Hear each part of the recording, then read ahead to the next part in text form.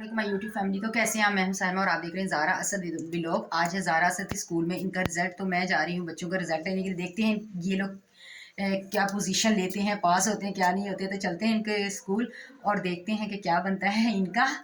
और so let's go।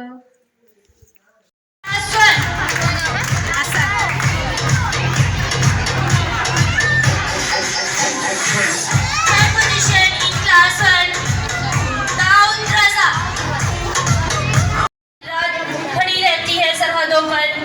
अगर आज हम जिंदा हैं तो पाक आर्मी की वजह से।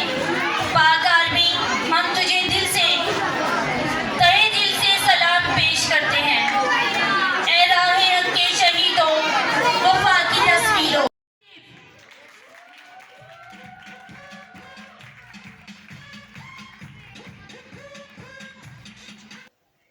जी, तो यहाँ पर मेरी ज़ारा भी आ चुकी थी। ज़ारा भी थर्ड आई थी और असद भी माशाल्लाह माशाल्लाह से मेरे दोनों बच्चे थर्ड पोजीशन में आए थे। और मैं इनको शोर बहुत ज़्यादा था इसलिए मुझे वॉइस ओवर करना पड़ा। तो यहाँ पे मेरे बच्चे और मैं बहुत खुश थे। और ये ज़ारा असद अपना दोनों रिज़ल्ट दिखा रही हैं। ये ज़ारा का रिज़ल्ट है और ये ज़ारा को जो ट्रॉफ़ी मिली थी ये वो है। तो मेरी बेटी माशाल्लाह से बहुत खुश थी।